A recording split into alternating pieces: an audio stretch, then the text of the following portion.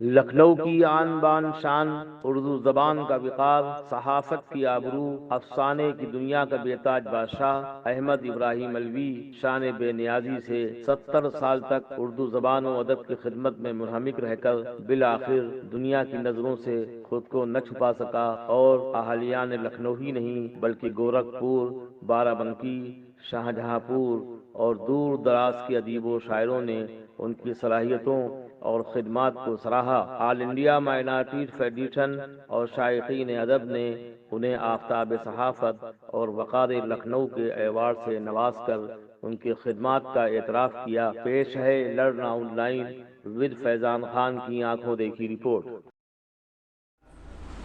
جناب حیدر علوی صاحب کے بعد اب سن لیا جائے جناب سہیل کاکوروی صاحب کو، بلکہ نہیں سہیل بھائی ایک منٹ رک جائیے۔ راشد خان کی مجبوریاں ہیں، وہ اخبار سے وابستہ ہیں، وہ ہمارا خیال کرتے ہیں تو ہم ان کا بھی خیال کر لیں کہ اپنے یہ ہمارے ہم پیشہ بھی ہیں، صحافی بھی ہیں، ادیب بھی ہیں، اور اچھی بات یہ ہے کہ اخبار میں رہ کے خراب نہیں ہوئے۔ عام طور پہ اخبار کی مجبوریاں، اخبار سے وابستہ رہ کے اکبر علی نے کبھی ایک مضمون نہیں لکھا جب تک علوی صاحب وہاں رہے، لیکن جیسے ہی علوی صاحب وہاں سے ہٹے، علوی صاحب نے اس اخبار کو خود خیر بات کہا اور کہا کہ اب میں آرام کرنا چاہتا ہوں، میرے بچے نہیں چاہتے کہ ہمارے والد رات کے 2:30 بجے تک جاگیں۔ تو علوی صاحب نے اتنا تیار انہیں کر دیا تھا کہ وہ پھر دوبارہ انقلاب سے اس اخبار میں بلا لیے گئے۔ یعنی لکھنؤ میں کوئی صحافی بھی اگر پیدا ہوا تو وہ علوی صاحب کی وجہ سے۔ اکبر علی نے اس اخبار کو سنبھالا، ایڈیٹر رہے۔ اب وسیع اللہ حسینی جو ان سے بہت بیزار رہا کرتے تھے یہ ان سے، اب وہ اس کے مدیر ہیں۔ لیکن کہیں نہ کہیں یہ ساری کوپلیں علوی صاحب کے ارد گرد رہ کے ہی وجود میں آئی ہیں۔ تو وہ صحافی جو اخبار میں رہ کے خراب نہیں ہوا اور جس کے یہاں ادب پروان چڑھ رہا ہے، وہ نام راشد خان کا ہے۔ تالیوں سے ان کا استقبال۔ وبرکاتہ۔ بہت شکریہ رضوان فاروقی صاحب، بہت خوبصورت محفل آپ نے سجائی ہے، اور احمد ابراہیم علوی صاحب جیسی بڑی شخصیت کے سامنے انہی کے اوپر مضمون لکھنا، پڑھنا، بولنا ہم جیسوں کے لیے بہت مشکل کام ہے۔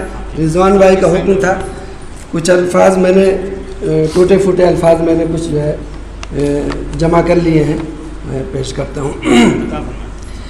یہ 1996-97 کی بات ہے جب خاکسار ممتاز ڈگری کالج سے BA کر رہا تھا اور رہائش مقبول گنج میں تھی۔ اسی محلے میں ملی و سماجی رہنما مرحوم ڈاکٹر ایم حلیم صاحب کا گھر تھا اور دفتر بھی تھا، جہاں سے وہ ہفتہ روزہ قومی ترجمان نکالتے تھے۔ ڈاکٹر صاحب انتہائی بااخلاق اور مخلص شخصیت کے مالک تھے۔ وہ خردوں کا بھی نہ صرف خیال رکھتے تھے بلکہ رہنمائی بھی کرتے تھے۔ ہم کچھ دوست فارغ اوقات میں ڈاکٹر صاحب کے دفتر پہنچ جاتے۔ ڈاکٹر صاحب بتاتے تھے کہ ایک وقت تھا جب ان کا یہ اخبار قومی ترجمان روزنامہ تھا اور باقاعدہ مارکیٹ میں آتا تھا۔ بہرحال جب ہماری ملاقات ڈاکٹر صاحب سے ہوئی تو یہ اخبار فائلنگ تک محدود تھا۔ ہاں کبھی کبھی خصوصی نمبر شائع کرتے تھے تو ضرور کچھ ہاتھوں تک پہنچتا تھا۔ ڈاکٹر صاحب اخبار میں دلچسپی کو دیکھتے ہوئے حوصلہ افزائی کے لیے خاکسار کا نام پرنٹ لائن میں جوائنٹ ایڈیٹر کے طور پر شائع کرنے لگے تھے، اور صحیح معنوں میں خاکسار کی صحافت سے دلچسپی کا آغاز یہیں سے ہوا۔ ڈاکٹر صاحب کے پاس شہر کی اہم شخصیات آتی رہتی تھیں۔ ان کے درمیان ملکی و ملی مسائل پر دلچسپ باتیں ہوتی تھیں جنہیں ہم لوگ بھی سنتے رہتے تھے۔ پروفیسر خان محمد عاطف، احمد ابراہیم علوی جیسی مقتدر شخصیات کو بھی سب سے پہلے ڈاکٹر صاحب کے دفتر میں ہی دیکھنے اور ان کی باتیں سننے کا شرف حاصل ہوا۔ بھائی رضوان فاروقی سے بھی پہلی ملاقات یہی ہوئی۔ فی الوقت موضوع گفتگو افسانہ و ناول نگار، صحافی، دانشور اور کئی کتابوں کے مصنف احمد ابراہیم علوی صاحب کی شخصیت ہے، جن کے قلم کی ذوفشانیاں دہائیوں پر محیط ہیں۔ احمد ابراہیم علوی نے ادب کی مختلف اصناف پر تباہ آزمائی کی اور کامیابی کے جھنڈے گاڑے، لیکن جب کوئی شخص میدان صحافت میں آ جاتا ہے تو صحافت کی رنگ برنگی دنیا میں اس کی شخصیت کے دوسرے درخشاں پہلو دنیا کی نظروں سے اوجھل ہونے لگتے ہیں۔ حیات اللہ انصاری جیسے عظیم ادیب کی شخصیت پر جب بات ہوتی ہے تو سب سے پہلے ان کی صحافت کا ہی ذکر آتا ہے۔ احمد ابراہیم علوی کی بھی شہرت ایک بلند پایہ صحافی کی ہے، اور یہ شہرت بجا ہے جس نے مہینوں اور سالوں نہیں بلکہ دہائیوں تک مستقل اداریے لکھے ہوں، جن کی تعداد ہزاروں تک پہنچتی ہے اور دیگر مضامین اس پر مستزاد۔ ایسی شخصیت کی صحافت کی چمک کے سامنے اگر لوگوں کی نظریں خیرہ ہونے لگیں اور خود اس کی دیگر فنی خصوصیات اس کی چمک کے سامنے پھیکی پڑنے لگے تو تعجب کی بات نہیں۔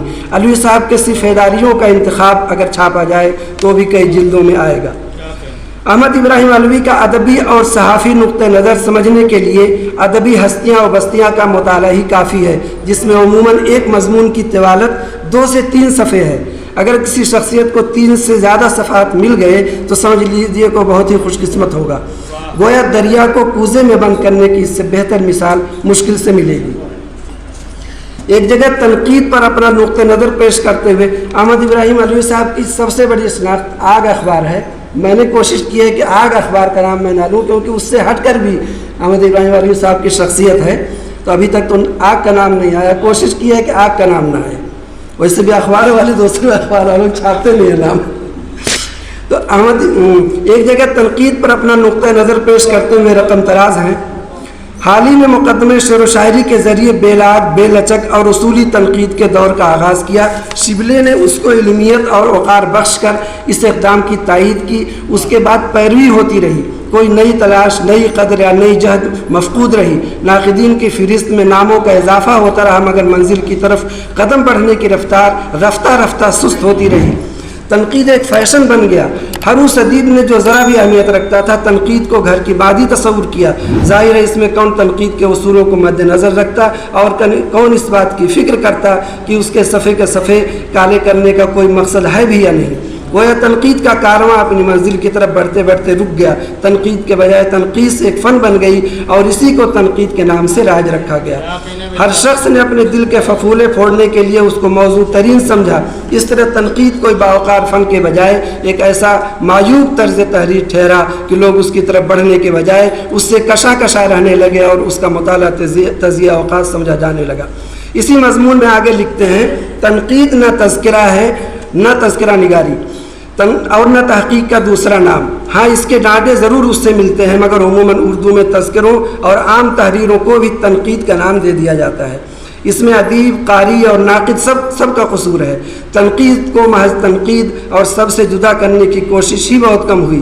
جس تحریر میں ذرا بھی نوک پلک کی تراش خراش کی بات ہوئی اس کو بآسانی تنقید کا نام دے دیا گیا۔ ادبی ہستیاں و بستیاں، صفحہ 40 اور 41۔ حیات اللہ انصاری کے طریقے صحافت کو ان لفظوں میں احمد ابراہیم صاحب نے خراج تحسین پیش کیا ہے: اردو کے اخبارات بالکل گچ پچ ہوا کرتے تھے، مضامین پر زور دیا جاتا تھا مگر طباعت کا اہتمام نہیں ہو پاتا تھا۔ حیات اللہ انصاری نے پہلے صفحے سے آخر تک اخبار کو پرکشش بنانے کی کوشش کی۔ شاہ سرخی کو بہت سلیقے سے پیش کرنے کا ہنر بتایا۔ سرخی کو خط بدل کر کہیں کھلا کھلا تو کہیں گٹھا گٹھا لکھوا کر قارئین میں کشش پیدا کی۔ انہوں نے سرخی لکھنے کا طریقہ بتایا، سب ایڈیٹر کو بھی اور کاتب کو بھی۔ سب ایڈیٹر کو کم سے کم الفاظ میں زیادہ سے زیادہ بات کہنے کا ہنر بتایا تو کاتبوں کو مختلف انداز میں لکھنے کی تاکید کی۔ خبر کو اس طرح لکھوانا شروع کیا کہ وہ کتنی ہی بڑی ہو، قارئین نفسیاتی طور سے کشش محسوس کرتے ہوئے آسانی اور روانی سے پوری خبر پڑھ لیں۔ خبروں میں القاب و آداب لکھنے کا طریقہ ختم کیا، بس مسٹر، مولانا، جناب سے تعظیم کرنا کافی بتایا۔ انہوں نے کارٹون، تصاویر اور باکس سسٹم شروع کیا، کہیں پورا کہیں آدھا کہیں صرف کونے بنا کر خبروں کو نمایاں کرنے کا طریقہ بتایا۔ اردو صحافت کو ہر موضوع اور ہر مسئلے سے وابستہ رکھنا پہلے کوئی ضروری نہ تھا۔ کوئی صرف مذہبی باتوں سے دلچسپی رکھتا تھا تو کوئی صرف سیاسی بھکتیاں کس کر قارئین کو متوجہ کرتا تھا۔ بہت سنجیدہ مضامین، تازہ ترین معلومات، اہم خبریں، سیاسی مباحث، کھیل کود، سنیما اور مختلف دلچسپیوں کے لیے حیات اللہ انصاری نے ہی پہلی بار اردو اخبارات میں جگہ نکالی۔ اس طرح اردو صحافت ہم عصر صحافت کے ہم پلہ ہو گئی۔ علوی صاحب کے جملے ڈھپے تلے اور لہجہ متوازن ہوتا ہے مگر حق بیانی کر جاتے ہیں۔ اردو کی معروف ادیبہ عصمت چغتائی، جو نہ صرف اپنی تحریروں کی وجہ سے بلکہ نجی زندگی کے سبب بھی ہمیشہ تنازعات میں گھری رہیں اور نہ صرف زندگی بلکہ آخری سفر بھی سرخیوں میں رہا، ان پر علوی صاحب کے اشہب قلم کی جولانیہ ملاحظہ فرمائیں۔ عصمت چغتائی اردو کی ایک ایسی ادیبہ ہیں جن کو آسانی سے کبھی فراموش نہیں کیا جا سکے گا۔ انہوں نے اپنی بے باک تحریروں کے ذریعے بہتوں کو جھنجھوڑا ہے اور ادب کو بعض اچھی کہانیاں دی ہیں۔ عصمت چغتائی ابتدا تا انتہا جھگڑوں کی پرورش کرتی رہی۔ ان کے مرنے کے بعد ایسا جھگڑا کھڑا ہو گیا ہے جس کو ختم کرنا کسی معمولی شخص کے بس کی بات نہیں ہے۔ اردو کے ایک دوسرے پائے کے افسانہ نگار اپیندر ناتھ اشک نے عصمت چغتائی کے سلسلے میں دہلی کے ایک ماہنامے میں انہیں طوائف لکھا۔ اس پر بہت سے لوگ چراغ ہو گئے ہیں۔ عصمت چغتائی ایک قابل قدر ادیبہ ہیں، ان کے فن کے سبب ان کی قدر کی جاتی ہے اور کی جاتی رہے گی، لیکن اپنی نجی زندگی میں جو بےہودگیاں انہوں نے کی ہیں، جس طرح معصوم بھولی بھائی لڑکیوں کو بدکردار بنایا ہے اور جس طرح مہذب معاشرے کے اعلیٰ و عرفہ اصولوں کو توڑا ہے، اس کے لیے انہیں معاف نہیں کیا جا سکتا۔ کوئی صاحب ذرا ایمانداری سے بتائیں، ایک بہن جب اپنے بھائی کے بارے میں یہ کہے کہ میرے بھائی کی آنکھوں میں ایسی شہوت ہے کہ وہ جس دوشیزہ کو ایک نظر دیکھ لیتے ہیں وہ حاملہ ہو جاتی ہے، اس کو اگر طوائف کہہ دیا گیا تو کون سی ایسی قیامت آ گئی؟ یہ چیز جو ہے احمد ابراہیم علوی صاحب بھی لکھ سکتے ہیں۔ بہت اچھا۔ ایک مختصر سے مضمون میں خان محمود طرزی کی شخصیت اور ان کی علمیت، ذہانت اور قلم پر ان کی دسترس کے سلسلے میں جو معلومات علوی صاحب نے فراہم کی ہیں وہ انہی کا حصہ ہیں۔ یہ تحریر پڑھ کر یہ مدعا عرض کرنے کا دل چاہتا ہے کہ محترم علوی صاحب کو لکھنؤ جیسا میں نے دیکھا جیسے موضوع پر قلم اٹھانا چاہیے۔ کئی دہائیوں پر محیط ادبی، علمی اور صحافتی سرگرمیوں کو اگر وہ اپنی یادوں کے حوالے سے سپرد کرتاس کر دے تو اردو کے طلبہ کے لیے یقیناً بہت قیمتی دستاویز ہوگی۔ خان محبوب طرزی پر احمد ابراہیم علوی صاحب کے چند جملے ملاحظہ فرمائیں۔ خان محبوب طرزی جیسے ناول نگار شاید کم ہی ہوئے ہیں، یا یوں بھی کہہ سکتے ہیں کہ ہوئے ہی نہیں۔ وہ بڑے سلیقے، شان اور اطمینان سے لکھتے تھے، کرسی پر اطمینان سے بیٹھے سگریٹ پیتے رہتے تھے، سامنے میز پر 3 طرف کاغذ رکھے رہتے تھے، چائے کی پیالی بھی سامنے ہوتی تھی۔ ایسے میں وہ باری باری تینوں طرف رکھے کاغذوں میں بغیر کسی رکاوٹ کے لکھتے رہتے تھے۔ کوئی آ جاتا تو خلوص سے پیش آتے، باتیں کرتے، لکھتے رہتے۔ اس طرح وہ 3 ناولیں بیک وقت لکھتے تھے۔ تسلسل برقرار رہتا تھا، کوئی الجھن نہ ہوتی تھی، مذاق بھی کرتے رہتے تھے، ملنے والے کو ہر طرح مطمئن رکھتے تھے۔ کبھی کسی بہت خاص کے آ جانے پر اٹھ کر باہر جا کر بازار کا بھی ایک چکر کاٹ لیتے تھے۔ ہر طرح کی گفتگو کرتے تھے، مگر کیا لکھ رہے تھے، کیا مقصد تھا، اس کی ابتدا کیسے کر رہے تھے، انتہا کیا ہوگی، اس پر گفتگو نہیں کرتے تھے۔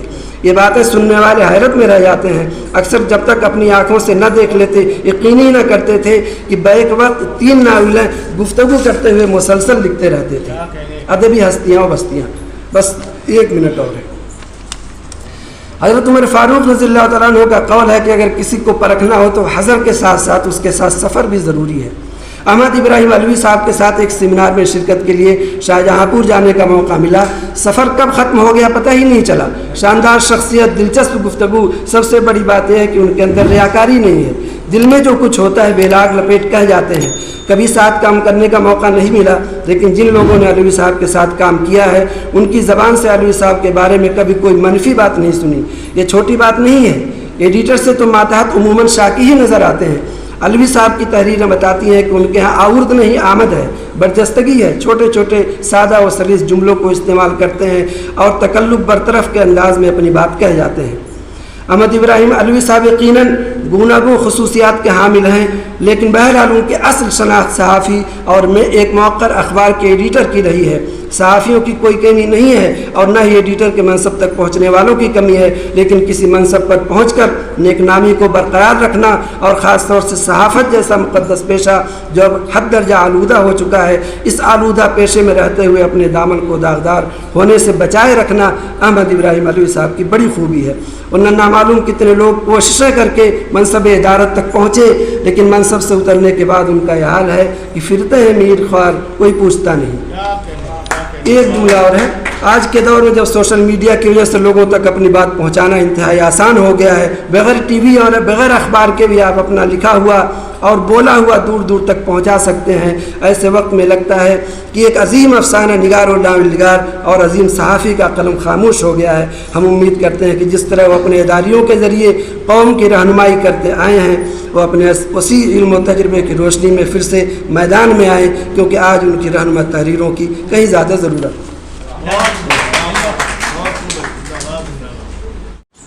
راشد خان صاحب نے بہت ہی حقیقت پہ مبنی تحریر لکھی اور شاہجہاں پور کے جس سیمینار کا انہوں نے ذکر کیا اس کی صدارت احمد ابراہیم علوی اور نظامت رضوان فاروقی نے کی تھی۔ راشد خان صاحب بحیثیت صحافی تھے، معصوم آبادی موجود تھے، انہوں نے مقالہ وہاں بھی اچھا پڑھا تھا اور آج یہاں بھی ہمیں اور آپ کو متاثر کیا، اس کے لیے قابل مبارکباد ہیں۔ اور جب کوئی اچھی محفل آراستہ ہو تو ان کو سہارا کی کرسی سے اتار کے یہاں تک لایا جائے، اس کے لیے ایک بار تالیاں اور بجائیں تاکہ پھنسے رہیں۔ انہوں نے جن خان محبوب طرزی کا ذکر کیا ان کی صفات عالیہ علوی صاحب کے تحریر کے آئینے میں پیش کی۔ لکھنؤ میں ایک بڑا کام کیا عمیر منظر نے، لیکن اس بڑے کام میں بڑی غلطی یہ کی کہ احمد ابراہیم علوی کا یہ مضمون اس میں نہیں ہے جس کا ذکر یہاں ہے. یعنی علوی صاحب تقریباً 40 سال پہلے لکھ چکے تھے. تو محققین کو، مدبرین کو، خاص کر تذکرہ نویسوں کو اس طرح کی خامی نہیں کرنا چاہیے. دائروں سے نکل کے کام کرنا چاہیے. بڑا کام اگر کرنا ہے، بڑے لوگ وہ ہوتے ہیں جو خان محمد عاطف صاحب سے یا عصمت صاحب سے اس لیے ناراض نہ ہوں کہ ان کے چہرے اچھے ہیں یا یہ خوشحال لوگ ہیں، بلکہ اور خوش ہونا چاہیے کہ اردو میں بھی خوشحالی ہے. احمد ابراہیم علوی سے اس لیے ناراض نہ ہوں کہ یہ ڈپٹی کلکٹر امیر احمد علوی کے پسرزادے ہیں یا قیصر تمکین شبیر علوی اور جناب حسین مشیر کے سگے چھوٹے بھائی ہیں. ان کے بھی ایک بھائی شاعر تھے. ان تینوں بھائیوں نے شاعری سے اپنے آپ کو دور دور رکھا. اس کا نقصان یہ ہوا کہ ان کی تحریر میں وہ شگفتگی نہیں ہوتی جو شاعروں کی یہاں 90% ہوتی ہے. یہ ڈائریکٹ مارتے ہیں، یعنی آدمی کے چہرے پہ یا تو چمک آتی ہے یا وہ مر جاتا ہے. تو شاعری سے آج تک یہ دور دور تھے. جیسے ہی آگ سے انہوں نے آگ کو طلاق دی تو ہم لوگوں نے خدا کا شکر ادا کیا کہ اب علوی صاحب ہم لوگوں کو میسر آئیں گے. اب وہی علوی صاحب 1.5 گھنٹے شاعروں کو جھیلتے ہیں اور ہم سے کہتے ہیں آخری شاعر کب ہے؟ میں نے کہا بس 2 بچے ہیں. کہنے کہ 2 گھنٹے سے آپ یہی بتا رہے ہیں 2 بچے. اب وہ شاعر کوئی طریقے سے پیچھا چھوڑتا ہی نہیں ہے. آج چونکہ ان کو معلوم تھا کہ نثری گفتگو ہوگی لہذا کسی حد تک شاعروں کا وجود درست کیا. علوی صاحب کا ہمیشہ اعتراض یہ رہا کہ جتنے اخبار نکلتے ہیں اس میں سب سے زیادہ شکایت کرنے والی جو قوم ہے، جو نسل ہے، وہ شاعروں کی ہے. علوی صاحب نے آگ کو شاعروں کے شعر سے پاک رکھا. ان سے کہا گیا، بار بار احتجاج ہوا کہ بھئی یہ کیا طریقہ آپ کا ہے کہ اردو اخبار ہے اور اردو شاعروں کا کلام نہیں چھپے گا. کہنے لگے یہ سب ابوبکر صدیق عمر فاروق سے بڑے والے لوگ ہیں. میں نے وہ کیسے؟ کہنے وہاں تو جھگڑا ہے کہ علی پہلے کہ ابوبکر پہلے. یہاں بھی تصادم ہے. یہاں رفعت شہدہ صدیقی کا جب تک شعر ہیڈنگ میں نہیں آئے گا یہ خوش نہیں ہوں گے. یہ کہیں گے ہم سے اچھے شاعر تو جاذب صاحب بھی نہیں ہیں. وہ دیکھنے میں استاد معلوم ہوتے ہیں لیکن استاد تو میں ہوں. تو اس طرح کی جو شاعروں کے اندر نفسیات تھی اس کو سمجھ کے آگ کو انہوں نے مذہبی خبروں سے، جو بڑی بڑی علم اور جھنڈے اور ڈنڈے اور پتہ نہیں کیا کیا ہے یہاں اسلام کے نام پہ لکھنؤ میں، اس سے اخبار کو پاک رکھا. تو مولوی بھی ان سے ناراض رہے اور شاعر بھی ناراض رہے. لیکن اس ناراضگی کے باوجود علوی صاحب پوری اپنی توانائی کے ساتھ موجود ہیں. اس کے مطلب آدمی یہی ٹھیک ہے.